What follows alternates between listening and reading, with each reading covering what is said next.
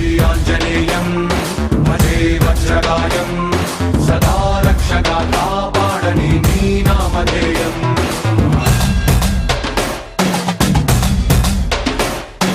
శ్రీయాంజనేయం భజే వాయుపుత్రం సదా అభయమై అందించరా నీ చేతి సాయం. ఓం నమో వెంకటేశాయ. ఆపదామపహర్తారం దాతారం సర్వసంపదాం లోకాభిరామం శ్రీరామం భూయో భూయో నమామ్యహం. ఈరోజు మార్గశీర్ష బహుళ పంచమ్యుపరి షష్ఠి సోమవారం. పవిత్రమైనటువంటి మార్గశీర్ష మాసంలో ధనుర్మాసంలో మనం అందరం కూడా ఎంతో చక్కగా స్వామివారి వైభవాన్ని తెలుసుకుంటూ నిత్య స్తోత్రములతో స్వామివారిని సేవిస్తూ ఉన్నాము. ఇది మన పూర్వజన్మ సుకృతం తప్ప వేరొకటి కాదు. ఇటువంటి సందర్భంలో ఆ స్వామివారి గుణాలను మనం తెలుసుకునేటువంటి ప్రయత్నం చెయ్యాలి. ఏ విధంగా స్వామి అనుగ్రహాన్ని పొందాలో ఆలోచించాలి. నిరంతరము ఎలాగైతే లక్ష్మీదేవి స్వామివారి యొక్క హృదయంలో నిత్యానపాయనిగా నిత్య నివాసినిగా ఉంటూ ఉంటుందో అదేవిధంగా మనం ఆ తల్లిని ఆదర్శంగా తీసుకుని చేసేటువంటి ప్రతి పనిలో కూడా స్వామి వైభవాన్ని తెలుసుకోవాలి. ఎందువల్లంటే ఆయన ఘటనాఘటన సమర్థుడై గొప్ప రూపములతో అసుర సంహారం చేసినప్పటికీ, విచిత్రమైన వేషాలు ధరించినప్పటికీ, మానవునిగా జన్మించి కూడా మానవులందరికీ ఆదర్శప్రాయమైనటువంటి చక్కని కార్యములన్నీ నిర్వహించి మానవుడు ఈ రకంగా జీవించాలి అనేటువంటి విషయాన్ని మనందరికీ నేర్పినటువంటి వాడు. అందువల్లనే అన్నమాచార్య స్వామి అంటారు, ఏడకేడ నీ చరితలు ఏమని పొగడవచ్చు. నిన్ను స్తోత్రం చెయ్యాలంటే ఒక అవగాహన కావాలి. ఎంత స్తోత్రం చేసినా కూడా ఆ గొప్పతనాలనేవి ఇంకా మిగిలిపోతూనే ఉంటాయి. ఎంత చెప్పినా, వేదములు ఎంత వర్ణించినా కూడా పరమాత్మ వైభవం తరగనట్టుగా ఎలా నిన్ను పొగడాలయ్యా? మా అందరికీ ఆదర్శప్రాయుడమైనటువంటి నిన్ను ఏ రకంగా మేము స్తోత్రం చెయ్యాలి అని ఆ స్వామి గొప్పతనాన్ని గురించి వర్ణించే అన్నమాచార్య స్వామి వారి చక్కని సంకీర్తన ఇప్పుడు ఆర్ బుల్లెమ్మ గారు అన్నమాచార్య ప్రాజెక్టు నుంచి ఇచ్చేశారు. వారి బృందంతో ఆ కీర్తనను ఆలపిస్తారు. మనమందరం శ్రవణానందకరంగా విని ఆనందాన్ని అనుభవిద్దాం. ఓం నమో వెంకటేశాయ.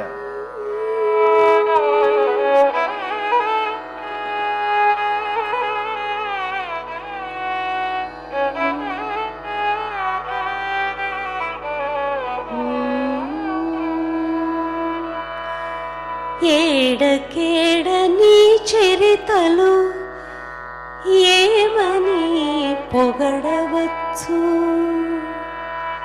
ఈడులేని మహిమల ఇనవంశరామా ఏడకేడ నీ చరితలు ఏమని పొగడవచ్చు. ఏడకేడ నీ చరితలు ఏమని పొగడవచ్చు. ఈడులేని మహిమల ఇనవంశరామా ఏడకేడ నీ చరితలు ఏమని పొగడవచ్చు. ఈడులేని మహిమల ఇనవంశరామా ఏడకేడ నీ చరితలు ఏమని పొగడవచ్చు. ఏడకేడ నీ చరితలు ఏమని పొగడవచ్చు.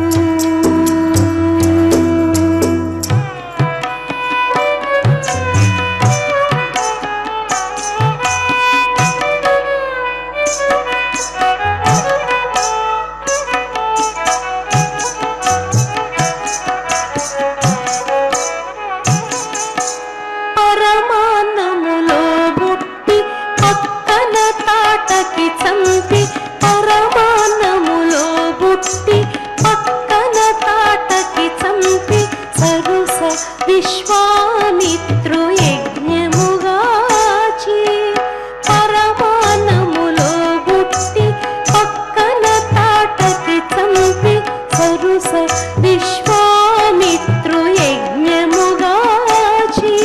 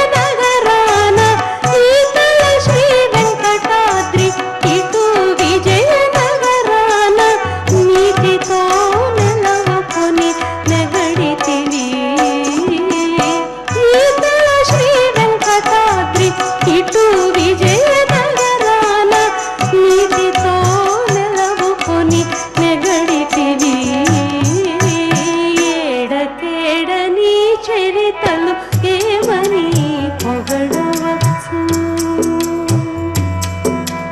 కేడ నీ చరితలు ఏమని పొగడవచ్చు ఈడులేని మహిమల ఇనవంశరామా కేడ నీ చరితలు ఏమని పొగడవచ్చు ఈడులేని మహిమల ఇనవంశరామా కేడ నీ చరితలు ఏమని పొగడవచ్చు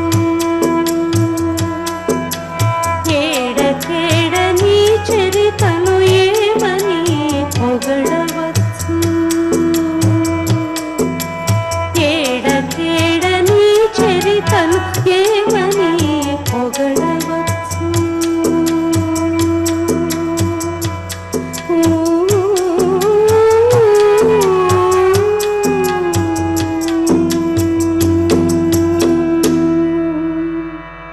వాల్మీకి గీత రఘుపుంగవ కీర్తిలేశై తృప్తిం కరోమి కథమప్యధునా బుధానాం గంగాజలై భువి భగీరథ యత్నలబ్ధై కిం తర్పణం న విదధాతి జనః పితॄణాం.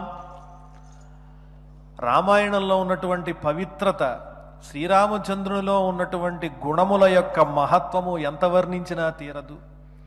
రామాయణానికి ఎన్నో రకములైనటువంటి అనువాదములు వచ్చాయి, వ్యాఖ్యానాలు వచ్చాయి.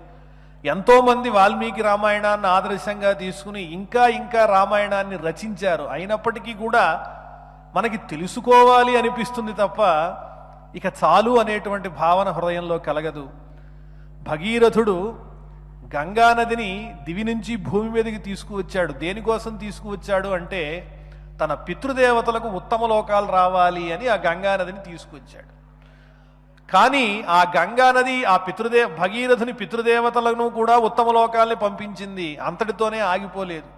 ఈనాటికి కూడా ఆ గంగానదిలో ఎంతో మంది సామాన్యులు అందులో మునుగుతున్నారు, పాపాలు పోగొట్టుకుంటున్నారు, తమ పితృదేవతలకు తర్పణాలు కూడా ఇస్తూ ఉన్నారు. గంగానది పవిత్రతకు లోటే రాలేదు. అదేవిధంగా గంగ లాంటి ఈ శ్రీమద్ రామాయణం ఎంతమంది ఎన్నిసార్లు చదివినా వాల్మీకి అనేటువంటి భగీరథుడు తీసుకొచ్చాడు. అది పునీతమై లోకములన్నింటినీ కూడా పవిత్రం చేస్తూనే ఉంది. అంతటి గొప్ప ఆ శ్రీమద్ రామాయణంలో ఉన్నటువంటి చక్కని ఆ గొప్పతనాన్ని తెలిపేటువంటి చక్కని కీర్తన అన్నమాచార్యుల వారి కీర్తనను మనం అంతా కూడా శ్రవణం చేశాం. ఈనాడు శ్రీ శ్రీనివాసుని కృపావిశేషం చేత మహామంత్ర పారాయణం 270వ రోజులో ప్రవేశించాం. అదేవిధంగా సుందరకాండ పారాయణం 208వ రోజులో ప్రవేశించాం. ఇప్పుడు అత్యంత భక్తి శ్రద్ధలతో వినయంతో స్వామిని తలుచుకుంటూ పారాయణ ప్రారంభిద్దాం. అందరం కలిసి గురుర్బ్రహ్మ గురుర్విష్ణు గురుర్దేవో మహేశ్వరః గురుః సాక్షాత్ పరం బ్రహ్మ తస్మై శ్రీ గురవే నమః. శ్రీ వెంకటాచలాధీశం శ్రియాధ్యాసితవక్షసం శ్రితచేతన మందారం శ్రీనివాసమహం భజే. అథ సంకల్పః శ్రీమదాదివరాహ క్షేత్రే విరాజమానస్య అఖిలాండకోటి బ్రహ్మాండ నాయకస్య శ్రీ పద్మావతీ జానేః భగవతః శ్రీ వెంకటేశ్వర స్వామినః సన్నిధౌ ధర్మ విగ్రహస్య శ్రీ రామచంద్ర ప్రభో పాదసేవకస్య హనుమతః ప్రసాదేన అస్మిన్ భువనే విశూచికా క్రిమిజనిత సమస్త దుష్ప్రభావ నిర్మూలన ద్వారా సర్వేషాం ఆస్తిక మహాజనానాం సర్వవిధ సుస్థిరతా సిద్ధ్యర్థం విద్యా విత్త వ్యాపార దేశ రక్షణాది రంగేషు సర్వతోముఖాభివృద్ధి ద్వారా శ్రీరామరాజ్యస్య పునర్వ్యవస్థాపనార్థం సద్భావానాం సత్సంకల్పానాం సత్కార్యాణాం చ సర్వతోముఖ విజయ సిద్ధ్యర్థం భారతవర్షస్య అభివృద్ధౌ నిమగ్నానాం అధికారిణాం సైనికానాం కర్షకవణిగాదీనాం ఉపాధ్యాయ వైజ్ఞానిక వైద్యాదీనాం చ సర్వేషాం సకుటుంబానాం ఆయురారోగ్యైశ్వర్య సద్బుద్ధి ఇత్యాది సర్వశుభఫలప్రాప్త్యర్థం శ్రీరామచంద్ర రూపాంతరస్య శ్రీమద్వేంకటేశ్వర పరబ్రహ్మణః శ్రీమదాంజనేయస్య చ పరిపూర్ణానుగ్రహ సిద్ధ్యర్థం శ్రీమద్వాల్మీకి రామాయణాంతర్గతే సుందరకాండే యథాశక్తి 36 సర్గ శ్లోక పారాయణం శ్రీధన్వంతరి మంత్ర పారాయణం తథా శ్రీ శివనామావళ్యష్టక పారాయణం చ అన్యోన్య సాహాయ్యేన ఆచార్య ముఖేన కరిష్యామహే. శ్రీరామ ప్రార్థనా. రామాయ రామభద్రాయ రామచంద్రాయ వేధసే రఘునాథాయ నాథాయ సీతాయా పతయే నమః. శ్రీ ఆంజనేయ ప్రార్థనా. గోష్పదీకృత వారాశిం మశకీకృత రాక్షసం రామాయణ మహామాలా రత్నం వందే నీలాత్మజం. శ్రీ వాల్మీకి ప్రార్థనా. కూజంతం రామ రామేతి మధురం మధురాక్షరం ఆరుహ్య కవితా శాఖాం వందే వాల్మీకి కోకిలం. శ్రీ హనుమతే నమః. అథ సుందరకాండే 36 సర్గః. విక్రాంతస్త్వం సమర్థస్త్వం ప్రాజ్ఞస్త్వం వానరోత్తమ ఏనేదం రాక్షసపదం త్వయైకేన ప్రదర్శితం. సీతమ్మ వారు ముందు నిలిచి విస్తారంగా రామచంద్ర ప్రభువు యొక్క స్వరూపము, గుణములు, అలాగే ఆయన దివ్య పరాక్రమము అంతా కూడా అభివర్ణించాడు ఆంజనేయ స్వామి వారు. ఆంజనేయ స్వామి వారు అమ్మవారిని ప్రార్థించారు, అమ్మా ఇంతగా నేను నీ అన్వేషణ కోసం పరిశ్రమ చేశాను, నేను రామదూతనే, నన్ను విశ్వసించు అని చెప్పి ప్రార్థించాడు. నాతో మాట్లాడమని చెప్పి అభ్యర్థించాడు. అప్పుడు అమ్మవారు చాలా ఇష్టపూర్వకంగా నువ్వు రామదూతవే, ఏమాత్రం అనుమానం లేదు అని చెప్పి ఒక్కసారి అమ్మవారిలో తృప్తి కలిగింది.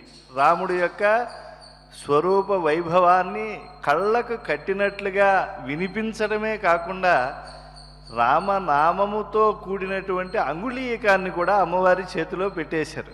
దాంతో అమ్మవారు ఉప్పొంగిపోయి, విక్రాంతస్త్వం, సామాన్యుడు కావయ్యా నువ్వు, విక్రాంతుడివి, సమర్థుడివి, ప్రాజ్ఞుడివి, నువ్వు ఒక్కడవే ఈ లంకానగరంలోకి ప్రవేశించావు, కాబట్టి నువ్వు సామాన్యమైనటువంటి వాడివి కావు అని చెప్పి ప్రశంస చేస్తూ ఉంది ఈ శ్లోకంలో.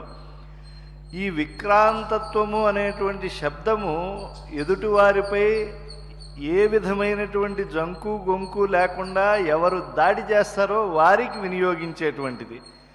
ఇప్పుడు కూడా ఆంజనేయ స్వామి వారిలో కనిపించేటువంటి ప్రధానమైనటువంటి లక్షణం అదే. ఆయన 100 యోజనముల సముద్రం ఉన్నది నీ ముందు అనంటే ఒక్కసారి తూర్పు దిక్కు తిరిగి నమస్కారం చేసి, దిక్పాలకులకు నమస్కారం చేసి, ఏమాత్రం జంకు గొంకు లేకుండా లంకానగరంలోకి దూకేశారు.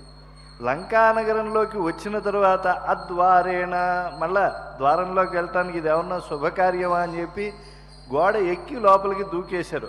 అది ఎడమ పాదం పెట్టారు, శత్రువు తలపై పాదం మోపినట్లుగా శాస్త్రములు చెప్పినటువంటి రీతిలో. ఆ తర్వాత లంకిని వచ్చి ఎదురుకుండా పర్వతమంత రూపంలో ఉంది. స్వామి కామరూపము చేత చిన్నవాడై ఉన్నాడు. అంత ఎత్తు ఉంటే ఏమాత్రం భయం లేకుండా, ఎవరయ్యా నువ్వు, శాఖామృగమివి అని చెప్పి అంటూ ఉంటే, నువ్వెవరే కాత్వా విరూపనైనా, ఏమిటి నీ కళ్ళేమిటి అలా విరూపంగా ఉన్నాయి, నీ మొహం ఏమిటి అంత వికృతంగా ఉంది అని చెప్పి ఏమాత్రం ఆయన జంకకుండా ప్రశ్నలు వర్షం కురిపించాడు. ఆమె మీదకు వచ్చి దాడి చేస్తే పిడిగుద్దు చేత ప్రాణావశిష్టమయ్యేట్లుగా చేశాడు. బతుకు జీవుడా అని చెప్పి కామరూపములతో ఇక్కడ సంచరించకుండా ఎవరైతే వానరముఖంతో ఇక్కడికి వస్తారో వాళ్ళదే విజయము. ఇది నందీశ్వరుడు పూర్వం ఇచ్చినటువంటి శాపము. కాబట్టి ఇక లంకకు నాశనం వస్తుంది అని చెప్పి అమ్మవారు ఏ విధంగా అయితే దర్శనం ఇస్తారో ఆ దర్శనమునకు కావలసినటువంటి అభిప్రాయాలను కూడా హనుమయందు ఉంచి వెళ్ళిపోయింది ఆమె. అంటే ఆయన పరాక్రమముతో ముందుకు వెళ్ళగలిగినటువంటి వేళ అడ్డు పెట్టేటువంటిది ఏమీ లేదు ఆయన ముందు. అంతేకాదు సమర్థత ఉందయ్యా అని చెప్పింది. సామర్థ్యం అనేటువంటిది ఎదుటివారు దాడి చేస్తే తిరిగి దాడి చేయగలిగినటువంటి వైభవం ఉండాలి. ఆయన కామరూపంతో చిన్నగా వెడుతూ ఉన్నాడు, కానీ ఎవరైనా గమనించేటువంటి అవకాశం ఉన్నది. మెరుపు మధ్యలో ఉండేటువంటి పసుపు రంగులో అలా మెలమెలమెలా మెరిసిపోతూ ఉంటాడు మన స్వామివారు. పగడముల వలె ఎర్రని ముఖముతో ఉంటాడు ఆయన.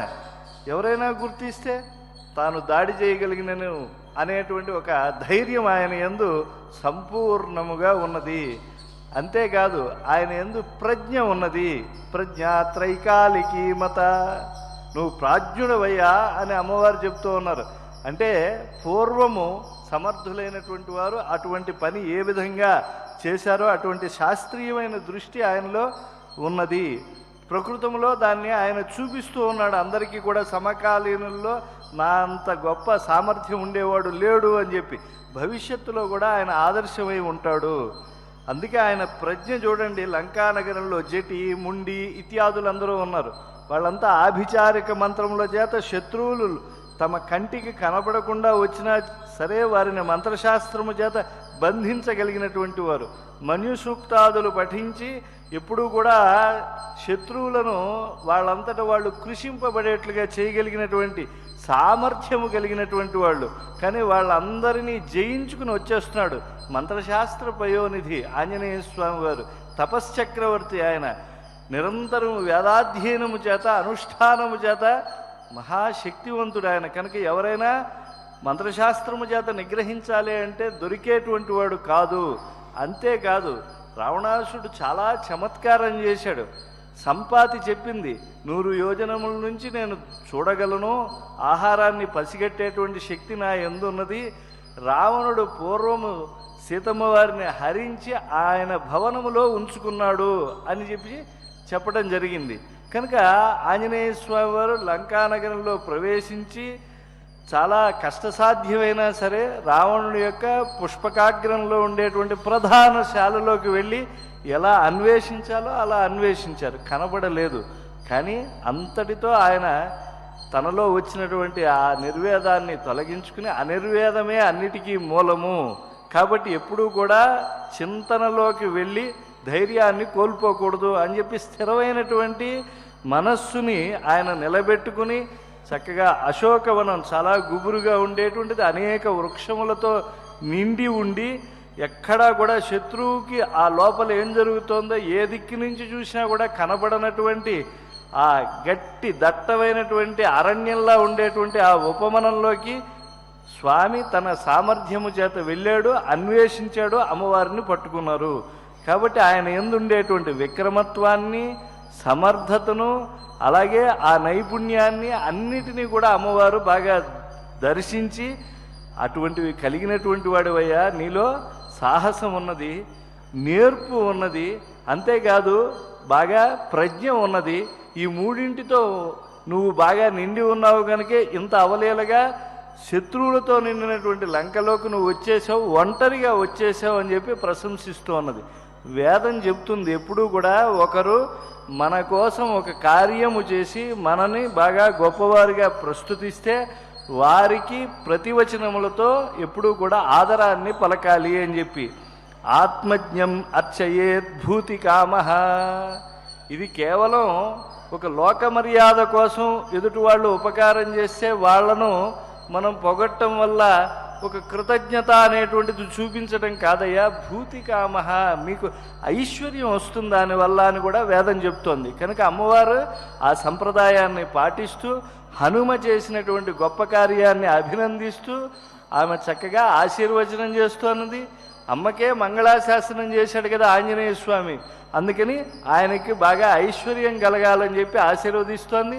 తద్వారా అమ్మవారికి కూడా అభ్యుదయం కలుగుతుంది అనేటువంటిది వేదోక్తమైనటువంటి సత్యముగా గుర్తెరుగుతూ శ్లోకాన్ని శ్రద్ధగా పారాయణం చేసుకుందాం.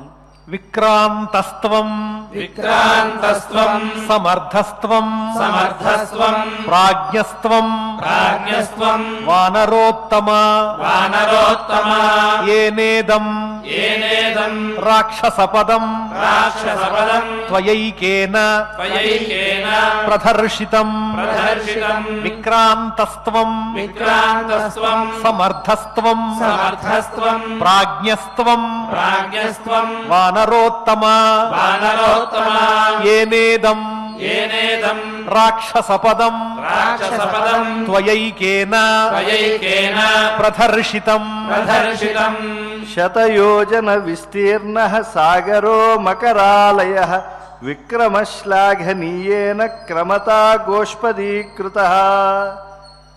ఆ విక్రమత్వం అనేటువంటి పదాన్ని అమ్మవారు మళ్ళా రెండోసారి చెప్తూ ఉన్నది. ఆమ్రేడితం చేయడంలో ఉద్దేశం ఏమిటంటే ఎంత సాహసం ఆంజనేయ స్వామి వారిది, ప్రశంసనీయమైనటువంటిదయ్యా నీ పరాక్రమం. ఎందుకంటే సాగరము మకరాలయము మొసళ్ళ చేత నిండి ఉన్నది, లంఘనం చేస్తూ ఒకవేళ మధ్యలో పడిపోతే క్రూరమైనటువంటి ఎన్ని జలజీవములు నిన్ను సంహరించేస్తాయి. కానీ ఒక్కడవే నువ్వు అలా సముద్రాన్ని దాటేశావు. అంతే చెప్పడం లేదు సీతమ్మ వారు. ఆవు యొక్క పాదము నేల మీద పడితే ఆ బురద నేలలో దాని ముద్ర అలా పడుతుంది, దానిలో నీళ్లు నిండుతాయి. దానిని ఎంత అవలేలగా పసిపిల్లవాడు కూడా దాటేయగలడు. అలాగ నువ్వు నీ యొక్క విక్రమత్వము చేత ఈ మకరాలయమును, ఆ గోష్పాదమంతటి క్షేత్రమును ఎలా అయితే దాటేయవచ్చో అంత అవలేలగా దాటేసేవయ్యా అని చెప్పి అమ్మవారు ఆంజనేయ స్వామి వారి యొక్క సాహసాన్ని ప్రస్తుతించారు. ఇది మామూలు అభివర్ణన కాదు. ఎందుకంటే 100 యోజనముల సముద్రమును ఏమాత్రము కూడా బెంగ భయము లేకుండా ఎలా దూకేసావయ్యా? ఆ దూకినప్పుడు కూడా నీ యొక్క చరిత్రను నేను కనుక నువ్వు చెప్పినటువంటి విధానంలో వింటే నాకు ఏమనిపిస్తోందంటే, ఓ చిన్న ఆవు దూడ ముద్ర నేల మీద పడినప్పుడు దాంట్లో నీళ్లు ఉన్నప్పుడు దాన్ని ఎలా దాటుతారో అలా దాటేసినట్టుంది నీ యొక్క ఆ సాహసం అంతా కూడా నేను ఒక్కసారి ఆలోచన చేస్తే అని అమ్మవారు అంటూ ఉన్నారు. ఇది చాలా గొప్ప ఉపమానం. అమ్మవారి యొక్క దృష్టి ఆమె ఇక్కడ ఉన్నా, అంత చింతనలో ఉన్నా, ఆమె ఒక్కసారి ఊహించింది ఈ యోజనముల యొక్క సముద్రమును ఎలా హనుమ దాటి ఉంటాడు. ఎందుకంటే ఆయనలో ఎక్కడ శ్రమ కనబడటం లేదు. తర్వాత ఆయన చేసిన కార్యక్రమం అంతా కూడా చాలా సాహసోపేతమైంది. అంతా ఒక్కసారి ఆమె గుర్తెరిగింది. పైగా తన దగ్గరికి వచ్చిన తర్వాత ఎంతో మర్యాదపూర్వకంగా ఎంతో ఓర్పుతో మాట్లాడుతున్నారు. లేకపోతే అమ్మవారు వేసినటువంటి ప్రశ్నలకు, అమ్మవారు చూపించినటువంటి ఆ భయముతో కూడినటువంటి ఆ చేష్టలకు ఇంకొకడైతే నమస్కారం అమ్మా, నిన్ను నేను ఒప్పించలేనని వెళ్ళిపోయి ఉండేవాడు. ఒకసారి గుర్తు చేసుకుంది అమ్మవారికి. ఆశ్చర్యం వేసింది ఆ హనుమ యొక్క చేష్టలని కూడా. నువ్వు మామూలు వాడేవి కాదయ్యా అని చెప్పి ఆయన్ని ప్రశంసించడం అమ్మవారు మనస్ఫూర్తిగా చేస్తూ ఉన్నారు. అందుకే అమ్మవారు వేసినటువంటి ఉపమానం హనుమయందు ఎప్పుడూ ఉండాలి అనేటువంటి ఉద్దేశంతోనే గోష్పదీకృత వారాసింహశకీకృత రాక్షసం రామాయణ మహామాలారత్నం వందే అనిలాత్మజం. ఈ రామాయణం అనేటువంటి గ్రంథములో మధ్యలో వస్తాడు ఈయన. మామూలుగా మనం ఒక బంగారు గొలుసు వేసుకుంటాం. ఈ గొలుసు గొప్పదే, కానీ ఆ మధ్యలో ఉండేటువంటి మణి ఎంత గొప్పదో ఆంజనేయ స్వామి వారు మధ్యలో వచ్చారు కదా అని చెప్పి తక్కువ వారు కాదు.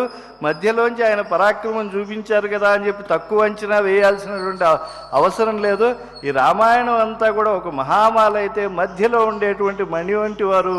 ఎందుకని 100 యోజనాల సముద్రాన్ని ఆయన దాటి రామకార్యమును సఫలం చేసినటువంటి వాడు.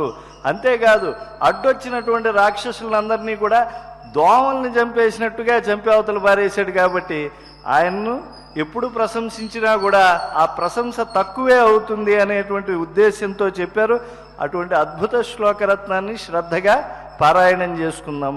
శతయోజన విస్తీర్ణ శతయోజన విస్తీర్ణ సాగరో మకరాలయ సాగరో మకరాలయ విక్రమశ్లాఘనీయేన విక్రమశ్లాఘనీయేన క్రమతా గోష్పదీకృత క్రమతా గోష్పదీకృత శతయోజన విస్తీర్ణ శతయోజన విస్తీర్ణ సాగరో మకరాలయ సాగరో మకరాలయ విక్రమశ్లాఘనీయేన విక్రమశ్లాఘనీయేన క్రమతా గోష్పదీకృత క్రమతా గోష్పదీకృత నహి త్వాం ప్రాకృతం మన్యే వానరం వానరర్షభ యస్య తే నాస్తి సంత్రాసో రావణాన్నాపి సంభ్రమః. నువ్వు మామూలు వానరానివి కావు ఓ హనుమ. నిన్ను చూస్తూ ఉంటే అసాధారణమైనటువంటి వాడివిగా నాకు స్పష్టమైపోతోంది. ఎందుకంటే నీలో ఏమాత్రం సంత్రాసము లేదు, అంటే భయం అనేటువంటిదే కనిపించడం లేదు, అలాగే తుట్రుపాటు కనిపించడం లేదు. నువ్వు ఎక్కడికి వచ్చావు ఇప్పుడు? సాక్షాత్తు రావణుని యొక్క సౌధము అక్కడికి వచ్చేసావు. రావణుని చేత పాలితమైనటువంటి ఈ లంకానగరం శత్రు దుర్నిరీక్షమైనటువంటిది. కన్నెత్తి కూడా ఎవరు లంకానగరంలోకి రాలేరు. రావణుని పేరు వింటేనే చాలు చాలామంది దేవతలు ఇంకా మామూలు స్థితిని కోల్పోతారు, మానసికంగా దెబ్బతింటారు. అటువంటి రావణుడి యొక్క క్షేత్రమని తెలిసి ఈ 100 యోజనాల సముద్రాన్ని దాటి లంకానగరంలోకి ప్రవేశించి అనేక మంది రాక్షసులకు కూడలిగా ఉండేటువంటి లంకానగరంలో నిర్భీతిగా నువ్వు సంచరించి నా దగ్గర దాకా వచ్చేసావా? నువ్వు వచ్చినటువంటి నీలో నాకు 2 లక్షణాలు కనిపిస్తున్నాయి. ఒకటేమిటంటే భయం లేదు. భయం లేకపోయినా కూడా గబుక్కుని ఎదురయ్యేటువంటి పరిణామాలకు ఎవరైనా సరే మానసికంగా కొంచెం తొట్టుపాటు పడుతూ ఉంటారు. భయం లేదు, తొట్టుపాటు లేదు, ఒక్కడవే ఎలా వచ్చేసావయ్యా ఈ లంకానగరంలోకి అని చెప్పి అమ్మవారు ప్రశంసిస్తూ ఉన్నారు. ఇవన్నీ కూడా సాధకుడైనటువంటి వారిని ఉత్తమమైనటువంటి రీతిలో దర్శించి వారిని ప్రశంసించేటువంటి మాటలు. అసలు శ్రీమద్ రామాయణమే చాలా అద్భుతమైనటువంటి మంత్రమయమైనటువంటి మహాశాస్త్రము అని చెప్పి సాక్షాత్తు చతుర్ముఖ బ్రహ్మగారే ప్రతిపాదన చేశారు బ్రహ్మాండ పురాణంలో. ఏతత్ రామాయణాత్ సిద్ధి యది నైవ భవేద్భువి నకేనాపి భవేత్ సిద్ధి ఇది బ్రహ్మానుశాసనం. బ్రహ్మాండ పురాణం అంటోంది, అయ్యా ఏ పనైనా కూడా బాగా సఫలం చెందాలి అని అంటే ఒక్క రామాయణం చేతనే అది అవుతుంది. అలా కానప్పుడు ఇంక దేని చేత కూడా సాధ్యము కాదు. ఇది బ్రహ్మగారి శాసనము. ఎవరు బ్రహ్మగారు? సాక్షాత్తు సత్యలోకమును గదీశ్వరుడు. ఆ చతుర్ముఖ బ్రహ్మ నిరంతరము వేదపారాయణం చేసేటువంటి దీక్ష కలిగినటువంటి వాడు. ఈ సమస్తమైనటువంటి చరాచరమైనటువంటి లోక సృజన చేసినటువంటి ధర్మమూర్తి. అటువంటి రామాయణంలో బీజకాండమితి ప్రోక్తం సర్వం రామాయణేష్వపి.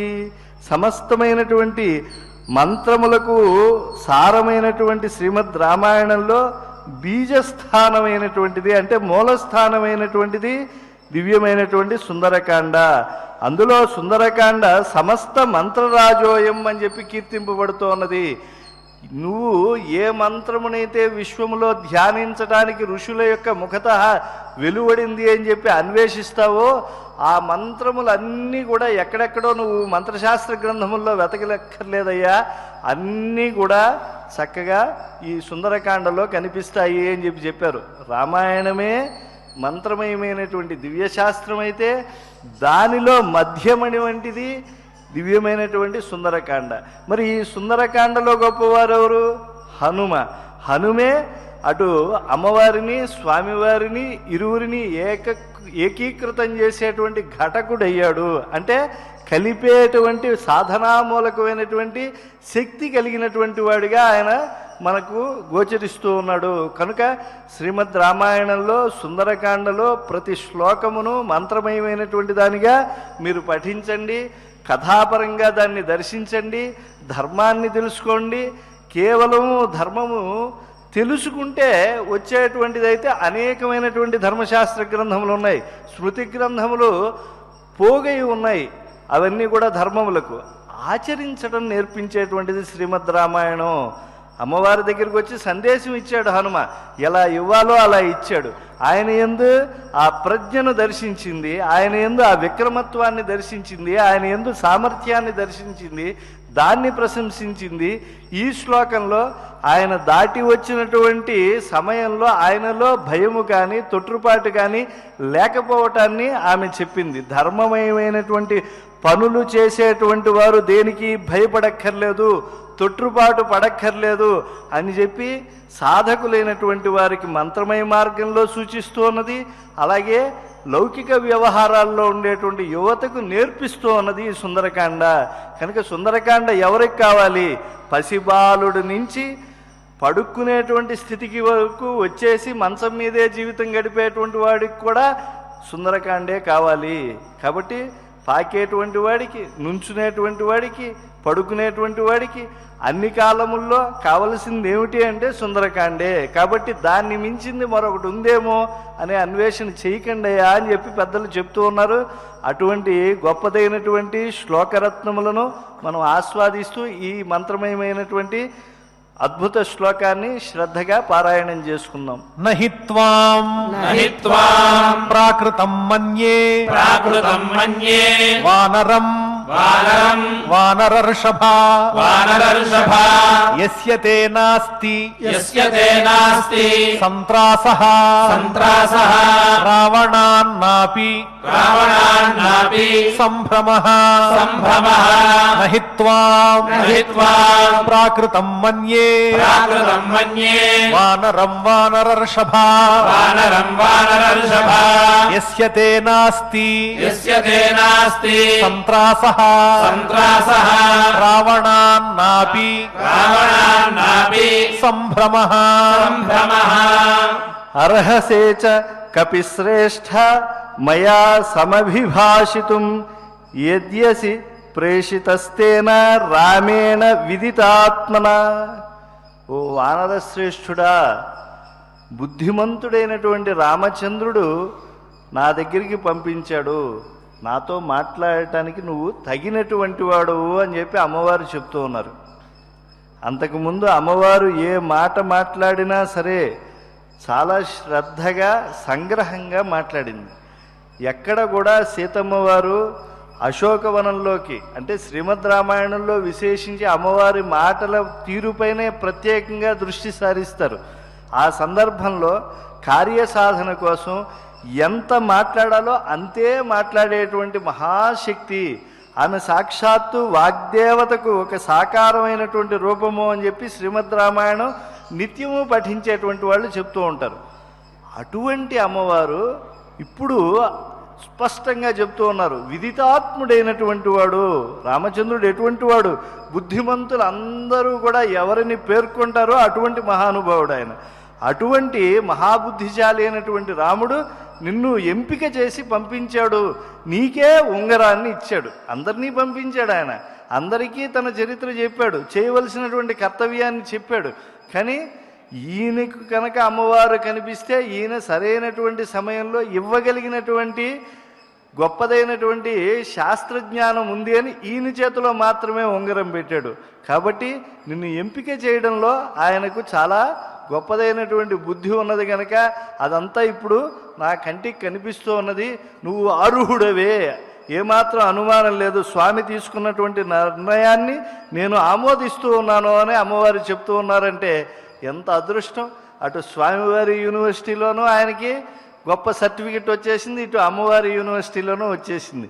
కాబట్టి అటువంటి హనుమ మనకి ప్రాతస్మరణీయుడు అనేటువంటి విషయాన్ని బాగా గుర్తు తెచ్చుకుని శ్రద్ధగా శ్లోకాన్ని పారాయణం చేసుకుందాం. అర్హసేచ కపిశ్రేష్ఠ మయా సమభిభాషితుం యద్యసి ప్రేషితస్తేన రామేణ విదితాత్మనా అర్హసే చ అర్హసే చ కపిశ్రేష్ఠ కవిశ్రేష్ఠ మయా మయా సమభిభాషితుం సమవిభాషితుం యద్యసి యద్యసి ప్రేషితస్తేన ప్రేషితస్తేన రామేణ రామేణ విదితాత్మనా విదితాత్మనా ప్రేషయిష్యతి దుర్ధర్షో రామో నహి అపరీక్షితం పరాక్రమం అవిజ్ఞాయ మత్సకాశం విశేషతః. రామచంద్ర ప్రభు ఎదిరించటానికి సాధ్యము కానటువంటి మహాపరాక్రమశాలి. అంతేకాదు నిన్ను ఎంపిక చేసి పంపాడు కదా, నిన్ను ఎంపిక చేసినప్పుడు ఆయన పరీక్షించే ఉంటాడు. నిన్ను పరీక్షించకుండా ఏ పని ఎవరికి అప్పచెప్పేటువంటి వాడు కాదు నా రాముడు. పైగా నా దగ్గరికి ఆయన పంపించేప్పుడు మరింతగా నిన్ను పరీక్షించు ఉంటాడు అని చెప్పి అమ్మవారు చెప్తూ ఉన్నారు. ఆంజనేయ స్వామి వారి యొక్క గొప్పతనం ఇందులో ఉన్నది. మామూలుగా సాధారణంగా చూస్తే రామచంద్ర ప్రభువు ఏ పని చేసినా కూడా తాను చేసేటువంటి కార్యమును ముందుగా ఆయన బాగా సమీక్షించుకుంటే కానీ చేయడు అనే విషయమే తెలుస్తుంది. తాను ఎవరినైనా ఓ పనిలోకి వారిని ఆ పని చేయటానికి నియోగిస్తే వారు ఆ పని చేయగలిగినటువంటి సామర్థ్యం ఉందా లేదా ఆయన బాగా తెలుసుకుంటారు ముందే అనేటువంటి విషయం ముందు ప్రాథమికంగా తెలుస్తుంది. కానీ ఇందులో అమ్మవారు ఏం చెప్తున్నారంటే అలా పరీక్షించి పంపించడమే కాదయ్యా నా దగ్గరికి, ఇంకా చమత్కారం ఉన్నది. విశేషించి నా దగ్గరికి పంపించేటప్పుడు ఆయన చాలా జాగ్రత్త పడి ఉంటాడు. ఎందుకంటే అమ్మవారు ఏమాత్రం తేడా వచ్చినా కూడా చాలా పదునుగా మాట్లాడగలదు. ఆమె ఏ విషయాన్ని లోపల పెట్టుకోదు, వెంటనే ప్రశ్న చేస్తుంది. ఆమె ఎప్పుడు చెప్పాలో అప్పుడు చెప్తుంది. అరణ్యవాసానికి ఆమె ముందుగా సిద్ధమైపోతే సీత నువ్వెందుకు వస్తున్నావు అని అంటే అప్పుడు చెప్తుంది అమ్మవారు. పూర్వమే జనక మహారాజు గారు జ్యోతిష్శాస్త్రవేత్తలకు నా యొక్క జీవితం ఎలా ఉంటుంది అని చెప్పి ఆ సమీక్షించేటువంటి రోజులలో ఈమెకి అరణ్యవాసం ఉంది అని చెప్పి చెప్పారు. కాబట్టి నాకు అరణ్యవాసం రాసిపెట్టుంది, కాబట్టి నేను వస్తాను అని. అంటే ఎలా మాట్లాడాలో తెలుసు, ఎప్పుడు ఏ మాట మాట్లాడాలో తెలుసు, ఎంతగా మాట్లాడాలో తెలుసు. కాబట్టి అసలు రాముడు యుద్ధాన్ని ప్రారంభించేస్తే రాక్షసులు మీదకు వస్తూ ఉంటే మునుల మాటల కోసం నువ్వెందుకయ్యా, నీకు ఏమీ అపకారం చేయనటువంటి రాక్షసుల కోసం నువ్వు యుద్ధాన్ని మొదలుపెడుతున్నావు అని అంటే స్పష్టంగా చెప్పాడు. లక్ష్మణుడినైనా సరే సీత నిన్నైనా సరే నేను ధర్మాత్ముల కోసం పరబ్రహ్మమును అన్వేషించినటువంటి వారి కోసం వారి కార్యములకు విఘ్నము కలిగించేటువంటి సమయంలో నేను ఎదిరిస్తాను. అంటే మిమ్మల్ని కూడా పక్కన పెట్టేస్తాను, నేను చేయవలసినటువంటి పని నేను చేస్తాను. ఎందుకంటే సత్యధర్మాలను కాపాడటం, వాటి కోసం అన్వేషించేటువంటి మహర్షుల యొక్క సంరక్షణ చేయటం నా బాధ్యత అని చెప్పి ఆయన తన యొక్క నిర్ణయాన్ని చెప్పారు. కనుక అటువంటి రాముడు విదితాత్ముడు నా దగ్గరికి పంపిస్తూ ఉన్నాడంటే నా విషయాలను తెలిసి నువ్వు ప్రశ్న చేస్తావనేటువంటి విషయం కూడా తెలిసి నా దగ్గరికి పంపిస్తూ ఉన్నాడు అని అంటే చాలా పరీక్షించి ఉంటాడు అని చెప్పి హనుమలో ఉండేటువంటి గొప్పదనాన్నంతా కూడా అమ్మవారు మనోజ్ఞంగా ఆవిష్కరించారు. కనుక అటువంటి అద్భుతమైనటువంటి శ్లోకాన్ని శ్రద్ధగా పారాయణం చేసుకుందాం. ప్రేషయిష్యతి ప్రేషయిష్యతి దుర్ధర్షః దుర్ధర్షః రామః రామః నహ్యపరీక్షితం నహ్యపరీక్షితం పరాక్రమం పరాక్రమం అవిజ్ఞాయ అవిజ్ఞాయ మత్సకాశం మత్సకాశం విశేషతః విశేషతః ప్రేషయిష్యతి ప్రేషయిష్యతి దుర్ధర్షః దుర్ధర్షః రామః రామః నహ్యపరీక్షితం నహ్యపరీక్షితం పరాక్రమం పరాక్రమం అవిజ్ఞాయ అవిజ్ఞాయ మత్సకాశం మత్సకాశం విశేషతః విశేషతః దిష్ట్యా చ కుశలీ రామః ధర్మాత్మా సత్యసంగరః లక్ష్మణశ్చ మహాతేజాః సుమిత్రానందవర్ధనః. ధర్మాత్ముడు సత్యమైనటువంటి ప్రతిజ్ఞ కలిగినటువంటి వాడు అయిన రామభద్రుడు మహాతేజస్శాలి, అలాగే సుమిత్ర ఆనందాన్ని పెంపొందించేటువంటి లక్ష్మణుడు భాగ్యవశం చేత క్షేమంగానే ఉన్నారు కదా అని చెప్పి అమ్మవారు ప్రశ్న చేస్తూ ఉన్నారు. ఇక్కడ కొంచెం అమ్మవారు మాట పదును ఉండేటువంటి ఆవిడ కనుక ఆమె ఇలా చెప్తూ ఉంటే రెండో అర్థం ఏదో మన మనస్సులకు పీడిస్తూ ఉంటుంది. ఆయన ధర్మాత్ముడే, సత్యధర్మములను బాగా ఎరిగినటువంటి వాడే. అటువంటి ఆయన కుశలంగా ఉన్నాడా? పక్కన సుమిత్రతో ఆనందంగా ఉండేటువంటి వాడు, మాతృభక్తి చెప్పేటప్పుడు బాగా చెప్పవలసినటువంటి వాడైనటువంటి లక్ష్మణస్వామి బాగా ఉన్నాడా అని చెప్పి అడుగుతోంది. వాళ్ళ కుశలాన్ని అమ్మవారు అడుగుతోంది. బాగానే ఉంది అని అనేటప్పుడు చాలామంది విమర్శకులు కూడా ఒక మాట అన్నారు, ఇది కొంచెం బాగా కుశలంగా ఉన్నారని చెప్పి బుద్ధిమంతుల్లో శ్రేష్ఠుడైనటువంటి ఓ హనుమ చెప్తున్నావు కదయ్యా, మరి వాళ్ళు కుశలంగా ఉంటే వాళ్ళకి సత్యధర్మాలు పరిరక్షించాలనేటువంటి దీక్ష ఉంది కదా, మరి నా యొక్క క్షేమాన్ని పట్టించుకోకుండా ఎందుకున్నారు అని అమ్మవారు అడుగుతున్నారు అని అనిపిస్తుంది. కానీ నిజానికి అలాంటి మాటలు మాట్లాడే సాహసం అమ్మవారు ఎప్పుడూ చేయరు. స్పష్టంగా మనం గ్రహించాలి. అమ్మవారు ఎప్పుడూ కూడా ధర్మమయమైనటువంటి మార్గానికి భిన్నంగా ఒక్క మాట మాట్లాడేటువంటి స్వభావము లేదు. ఎప్పుడైనా సరే మనల్ని బాగున్నారా అని ఎవరైనా అడిగితే నేను బాగున్నానండి, మీరు బాగున్నారు కదా అని అంటాం. ఇది లౌకికంగా ఉండేటువంటిది. శాస్త్ర సమ్మతమైనటువంటి సంప్రదాయం మన దాకా వచ్చింది, పెద్దల్ని చూసి మనం నేర్చుకుంటున్నాం. ఇంతకుముందు ఆంజనేయ స్వామి వారు సందేశంలో ఏం చెప్పారు? ఎప్పుడూ కూడా తన వారి పట్ల శ్రద్ధను పాటించేటువంటి రామచంద్ర ప్రభు, నువ్వు ధర్మపత్నివు కనుక విశేషమైనటువంటి శ్రద్ధతో ఆయన నిన్ను బాగున్నావా అని చెప్పి కుశలము అడగమన్నాడమ్మా. అలాగే నిన్ను తల్లితో సమానంగా భావించి ఎప్పుడు నీ పరిచర్య యందు చాలా అనురక్తిని ప్రదర్శించేటువంటి లక్ష్మణస్వామి కూడా నిన్ను కుశలం అడిగారు అని చెప్పి ఎప్పుడైతే ఆయన చెప్పాడో దానికి సమాధానం ఈవిడ చెప్పాలి కదా. నేను వెడుతున్నానమ్మా, ఇంకేమన్నా చెప్పాలా అని చెప్పి అడిగాడు కదా, దానికి అమ్మవారు సమాధానం చెప్తున్నారు. అయ్యా నువ్వు వెళ్ళవచ్చు, అయితే వెళ్ళినప్పుడు నన్ను కుశలం అడిగినటువంటి రామలక్ష్మణుల్ని నేను కూడా కుశలం అడిగాను అనేటువంటి విషయాన్ని చెప్పు అన్నంతముడికే అమ్మవారు చెప్తున్నారు. ఇందులో మరొక అర్థము లేదు అనేటువంటి విశ్వాసాన్ని కలిగి శ్రద్ధగా ఈ శ్లోకరత్నాన్ని పారాయణం చేసుకుందాం. దిష్ట్యాచ కుశలీ రామః ధర్మాత్మా సత్యసంగరః లక్ష్మణశ్చ మహాతేజాః సుమిత్రానందవర్ధనః దిష్ట్యాచ కుశలీ రామః ధర్మాత్మా సత్యసంగరః లక్ష్మణశ్చ మహాతేజాః సుమిత్రానందవర్ధనః కుశలీయది కాకుస్థః కిన్ను సాగరమేఖలాం మహీం దహతి కోపేన యుగాంతాగ్నిరివోత్థితః. ఆంజనేయ, రాముడు మరి క్షేమంగా ఉంటే సముద్రమును ఒక వడ్డాణంగా అంటే ఒక వలయంలా కలిగినటువంటి ఈ భూమిని ప్రళయకాలంలో అగ్ని ఎలా దహించేస్తుందో అలా దహించేయకుండా ఎందుకున్నాడు? అమ్మవారికి చాలా సంశయం వచ్చి ఆంజనేయ స్వామి వారిని చాలా నైపుణ్యంగా ప్రశ్నిస్తూ ఉన్నది. సంవర్తకాగ్ని అనేటువంటి అగ్ని ప్రళయకాలంలో ఈ యొక్క భూమండలాన్ని సముద్రాన్ని అంతా కూడా భస్మం చేసేస్తుంది. అలాంటి శక్తివంతమైనటువంటి ఆయుధాలు కలిగినటువంటి వాడు నా శ్రీరామచంద్రుడు. వాటిని ఎప్పుడూ వినియోగించుకోలేదు. వశిష్ఠుల వారు ఇలాంటి అస్త్రాలు నేర్పించలేదు.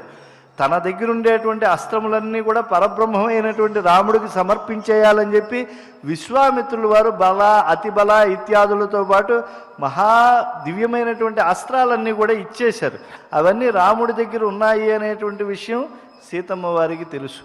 పైగా అమ్మవారికి ఒక సత్యము బాగా తెలుసు. పూర్వం మనం చెప్పుకున్నాం, రాముడికి సీతమ్మ వారికి ఉండేటువంటి ప్రేమను చెప్పుకునేటువంటి సందర్భంలో చెప్పుకున్నాం. మళ్ళీ ఒకసారి గుర్తు చేసుకుందాం. తను ఎప్పుడైతే ఒక అసురుడి చేత అపహరింపబడిందో, కబంధుడు అనేటువంటి వాడి చేత, ఆ సమయంలో ఒక్కసారి రామచంద్ర ప్రభు లక్ష్మణుడితో ఆయన సంభాషిస్తూ ఒక మాట అంటాడు. అయ్యా, నా రాజ్యం పోయినప్పుడు కానీ, నా తండ్రి గతించాడు అన్నప్పుడు కానీ నేను ఏదైతే దుఃఖాన్ని పొందానో అంతకన్నా ఎక్కువ దుఃఖాన్ని పొందుతున్నాను సీతమ్మను ఈ రాక్షసుడు అపహరించినప్పుడు అని అంటాడు. అంటే సీతమ్మ వారి హరణము అని అంటే రామచంద్ర ప్రభువుకి అది మామూలు విషయం కాదు, చాలా కష్టాన్ని మనస్సు కలిగించేటువంటి అంశం. మరి అంత కష్టం ఆయన మనస్సు కలిగితే, ఆయన కుశలముగా ఉంటే ఈ భూమండలాన్ని, దాని చుట్టూ ఆవృతమైనటువంటి ఈ సముద్రాన్ని అన్ని దివ్యాస్త్రములు కలిగినటువంటి వాడు ఎందుకు దహించేయలేదు అని చెప్పి ప్రశ్న చేస్తోంది అమ్మవారు. అంటే తాను చాలా ప్రేమతో కూడినటువంటి స్థితిలోనే కదా రాముడితో పాటు జీవనాన్ని సాగించాను. అంటే రాముడు ఏమన్నా నా పట్ల ఉదాసీనతో ఉన్నాడేమో అనేటువంటి ఆలోచన అక్కడ ప్రతిఫలిస్తుందేమో అని కాదు, రాముడు కుశలంగా లేడేమో అందుకే ఇటువంటి చర్య తీసుకోలేదేమో అనేటువంటి ఆవేదననే మనం అక్కడ దర్శించాలి.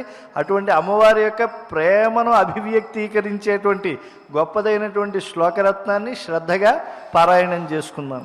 కుశలీ కుశలీ యది కాకుత్స్థః యది కాకుత్స్థః కిన్ను కిన్ను సాగరమేఖలాం సాగరమేఖలాం మహీం దహతి మహీం దహతి కోపేన కోపేన యుగాంతాగ్నిః యుగాంతాగ్నిః ఇవోత్థితః ఇవోత్థితః కుశలీ కుశలీ యది కాకుత్స్థః యది కాకుత్స్థః కిన్ను కిన్ను సాగరమేఖలాం సాగరమేఖలాం మహీం దహతి మహీం దహతి కోపేన కోపేన యుగాంతాగ్నిః యుగాంతాగ్నిః ఇవోత్థితః ఇవోత్థితః అథవా శక్తిమంతౌ తౌ సురాణామపి నిగ్రహే మమైవతు న దుఃఖానాం అస్తి మన్యే విపర్యయః.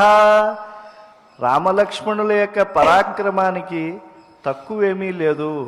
వాళ్ళు ఎంతో సామర్థ్యంతో ఏ ప్రతిబంధకం ఉన్నా కూడా తొలగించగలిగినటువంటి వాళ్ళే. అయినప్పటికీ నా యొక్క భాగ్యం ఇలా ఉంటే, నా యొక్క కర్మ వల్ల వచ్చినటువంటి దుఃఖం ఇలా ఉన్నప్పుడు ఏమవుతుంది ఇంతకన్నా అని చెప్పి రామచంద్ర ప్రభు లక్ష్మణస్వామిలో ఏ దోషము లేదు, నాకే ఏదో ప్రతిబంధకం ఉన్నది అని చెప్పి అమ్మవారు ఒక దుఃఖమయమైనటువంటి స్థితిలో ఆలోచన చేసి తన మనస్సులో మాట ఆంజనేయ స్వామి వారికి చెప్తూ ఉన్నారు.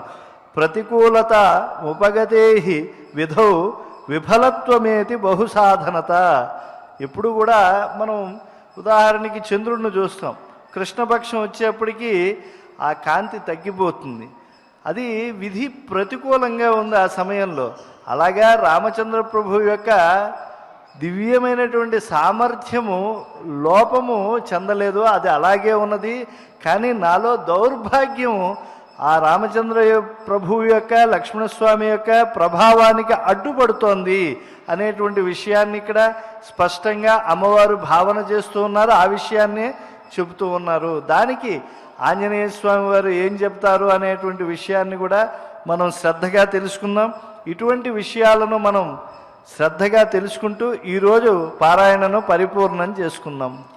అథవా అథవా శక్తిమంతౌ తౌ శక్తిమంతౌ తౌ సురాణామపి సురాణామపి నిగ్రహే నిగ్రహే మమైవతు మమైవతు న దుఃఖానాం న దుఃఖానాం అస్తి మన్యే అస్తి మన్యే విపర్యయః విపర్యయః. అథవా అథవా శక్తిమంతౌ తౌ శక్తిమంతౌ తౌ సురాణామపి సురాణామపి నిగ్రహే నిగ్రహే మమైవతు మమైవతు న దుఃఖానాం న దుఃఖానాం అస్తి మన్యే అస్తి మన్యే విపర్యయః. విపర్యయః. ఇప్పుడు ఈ శ్లోకాలన్నీ కూడా పారాయణ చేద్దాం. విక్రాంతస్త్వం సమర్థస్త్వం విక్రాంతస్త్వం సమర్థస్త్వం ప్రాజ్ఞస్త్వం వానరోత్తమా ప్రాజ్ఞస్త్వం వానరోత్తమా ఏనేదం రాక్షసపదం ఏనేదం రాక్షసపదం త్వయైకేన ప్రదర్శితం త్వయైకేన ప్రదర్శితం శతయోజన విస్తీర్ణః శతయోజన విస్తీర్ణః సాగరో మకరాలయః సాగరో మకరాలయః విక్రమశ్లాఘనీయేన విక్రమశ్లాఘనీయేన క్రమతా గోష్పదీకృతః క్రమతా గోష్పదీకృతః నహి త్వాం ప్రాకృతం మన్యే నహి త్వాం ప్రాకృతం మన్యే వానరం వానరర్షభ వానరం వానరర్షభ యస్య తే నాస్తి సంత్రాసః యస్య తే నాస్తి సంప్రాసః రావణాన్నాపి సంభ్రమః రావణాన్నాపి సంభ్రమః అర్హసే చ కపిశ్రేష్ఠ అర్హసే చ కవిశ్రేష్ఠ మయా సమభిభాషితుం మయా సమభిభాషితుం యద్యసి ప్రేషితస్తేన యద్యసి ప్రేషితస్తేన రామేణ విదితాత్మనా రామేణ విదితాత్మనా ప్రేషయిష్యతి దుర్ధర్షః ప్రేషయిష్యతి దుర్ధర్షః రామో నహ్యపరీక్షితం రామో నహ్యపరీక్షితం పరాక్రమమ విజ్ఞాయ పరాక్రమమవిజ్ఞాయ మత్సకాశం విశేషతః మత్సకాశం విశేషతః దిష్ట్యా చ కుశలీ రామః దిష్ట్యా చ కుశలీ రామః ధర్మాత్మా సత్యసంగరః ధర్మాత్మా సత్యసంగరః లక్ష్మణస్య మహాతేజాః లక్ష్మణశ్చ మహాతేజాః సుమిత్రానందవర్ధనః సుమిత్రానందవర్ధనః కుశలీ యది కాకుత్స్థః కుశలీ యది కాకుత్స్థః కిన్ను సాగరమేఖలాం కిన్ను సాగరమేఖలాం మహీందహతి కోపేన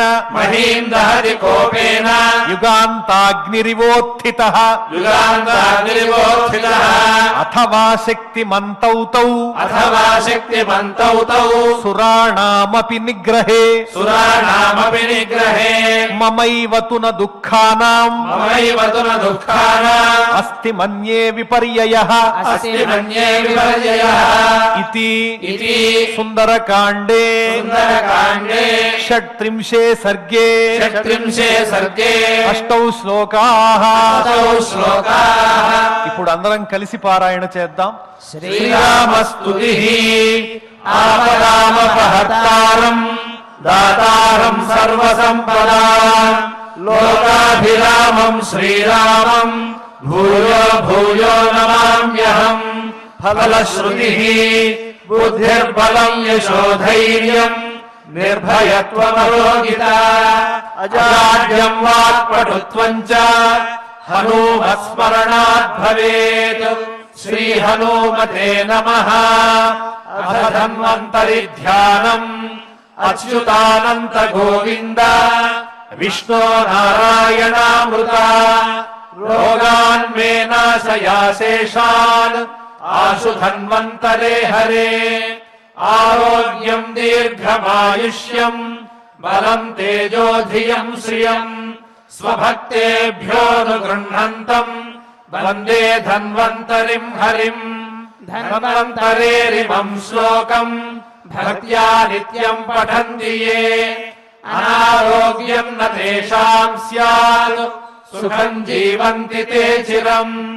ఓం నమో భగవతే వాసుదేవాయ ధన్వంతరయే అమృత కలశ హస్తాయ వజ్రజలౌక హస్తాయ సర్వామయ వినాశనాయ త్రైలోక్యనాథాయ మహావిష్ణవే స్వాహా. ఓం వాసుదేవాయ విద్మహే సుధాహస్తాయ ధీమహి తన్నో ధన్వంతరిః ప్రచోదయాత్. ఇప్పుడు శ్రీ శివనామ ఆవళి అష్టకాన్ని మనం చక్కగా పారాయణ చేద్దాం. హే చంద్రచూడ హే చంద్రచూడ మదనాంతక మదనాంతక శూలపాణే శూలపాణే స్థాణో గిరీశ స్థానో గిరీశ గిరిజేశ గిరిజేశ మహేశ శంభో మహేశ శంభో భూతేశ భూతేశ భీత భయసూదన భీత భయసూదన మామనాథం మామనాథం సంసార దుఃఖగహ గహనాత్ సంసార దుఃఖ గహనాత్ జగదీశ రక్ష జగదీశ రక్ష హే పార్వతీ హృదయ వల్లభ హే పార్వతీ హృదయ వల్లభ చంద్రమౌళే చంద్రమౌళే భూతాధిప భూతాధిప ప్రమథనాథ ప్రమథనాథ గిరీశ చాప గిరీశ చాప హే వామదేవ హే వామదేవ భవరుద్ర భవరుద్ర పినాకపాణే పినాకపాణే సంసార దుఃఖ గహనాత్ సంసార దుఃఖ గహనాత్ జగదీశ రక్ష జగదీశ రక్ష ఇతి ఇది శ్రీ శివనామావళ్యష్టకే శ్రీ శివనామావళ్యష్టకే శ్లోకద్వయం. శ్లోకద్వయం. ఈ స్తోత్రంలో పరమేశ్వరుని యొక్క సౌందర్యాన్ని చక్కగా వర్ణించారు. శిరస్సున అందమైనటువంటి చంద్రుణ్ణి ధరించినటువంటి వాడు చంద్రకళను, మదనాంతకుడని పేరు ఆయనకు. మన్మధుణ్ణి పంపించారు పరమేశ్వరుని యొక్క నిగ్రహాన్ని వమ్ము చెయ్యాలని దేవతలంతా కూడా. ఆ వచ్చినటువంటి మన్మధుణ్ణి తన 3వ కంటితో భస్మం చేసి అతని యొక్క అహంకారాన్ని పోగొట్టినటువంటి వాడు పరమేశ్వరుడు. సమస్తమైనటువంటి మంగళములను అందించేటువంటి వాడు. స్వామి, మమ్మల్ని ఈ సంసారం అనేటువంటి దుఃఖం నుంచి రక్షించయ్యా అని మనం ఈ సందర్భంగా పార్వతీ వల్లభుడైనటువంటి ఆ పరమేశ్వరుణ్ణి మనసా వాచా కర్మణ ప్రార్థన చేసుకోవాలి. ఇప్పుడు అందరం కలిసి చక్కగా నవగ్రహ ప్రార్థన నుంచి మంగళం దాకా చక్కగా పారాయణ చేద్దాం. అథ నవగ్రహ ప్రార్థన. ఆరోగ్యం పద్మబంధుర్వితరతు నితరాం సంపదం శీతరశ్మిః భూలాభం భూమిపుత్రః సకలగుణయుతాం వాగ్విభూతిం చ సౌమ్యః సౌభాగ్యం దేవమంత్రీ రిపుభయశమనం భార్గవః శౌర్యమార్కిః దీర్ఘాయుః సైంహికేయః విపులతరయశః కేతుః ఆచంద్రతారం అరిష్టాని ప్రణశ్యంతు దురితాని భయాని చ శాంతిరస్తు శుభం మేస్తు గ్రహాః కుర్వంతు మంగళం. అథ క్షమా ప్రార్థనా.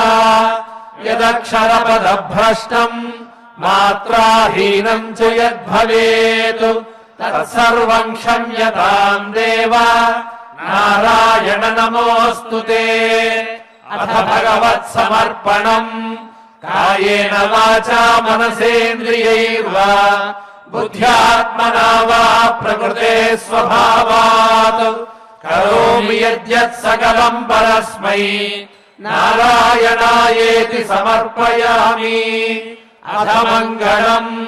శ్రియః కాంతాయ కళ్యాణ నిధయే నిధయేర్థినాం శ్రీవేంకట నివాసాయ శ్రీనివాసాయ మంగళం.